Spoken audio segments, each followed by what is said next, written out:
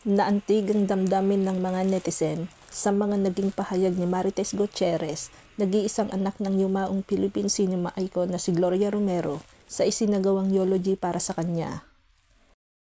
Sa ulat ng ABS-CBN News, emosyonal na isinalaysay ni Marites ang huling 25 araw na nakasama niya ang pumanaw na ina sa edad na 91 sa huling labay ng aktres noong Martes ng gabi, January 28.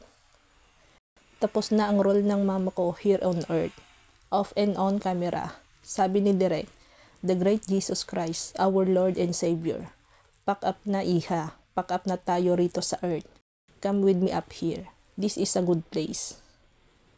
Grabe daw ang naging pagdarasal ni Marites sa huling 25 araw na nagsasuffer ang kanyang ina bago ito binawian ng buhay. Sa tulong daw ng iba ay nakayanan niyang ihanda ang mga kailangan sa burol ng ina, magmula sa susuotin nito, sa magiging disenyo at maging sa mga pagkain. Sa ulat naman ng TV Patrol Express, nakremate na raw ang mga labi ni Gloria noong Miyerkules, January 29.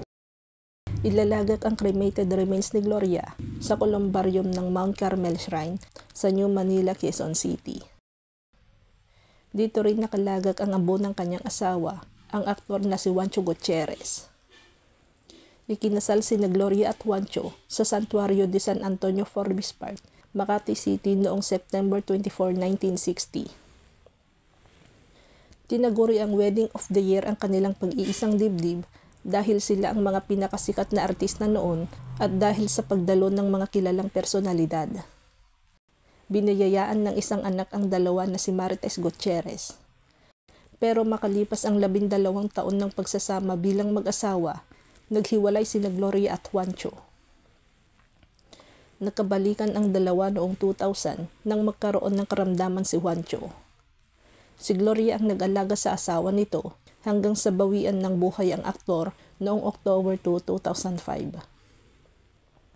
Sa pagpanaw ni Gloria, muli silang makakabuklod ni Juancho sa columbarium na malapit sa tahanan nila sa New Manila, Quezon City. Siguro kung hindi sila naghiwalay, nadagdagan pa anak nila. Mga bata pa sila naghiwalay, ang tagal din. May ibang anak siguro si Juancho. Una kong napansin yung wedding gown niya, yung banggas, napaka-formal. Ganon noong araw ang kasuotan, hindi gaya ngayon. Wala na nga manggas, biyak pa gitna, luwa ang kaluluwa, at biyak pahita ng damit. Ganyan ang wedding gown ngayon. Maswerte siya kay Gloria, tinanggap pa rin siya at inalagaan nung may sakit na siya. Very private si Miss Gloria sa personal life nila.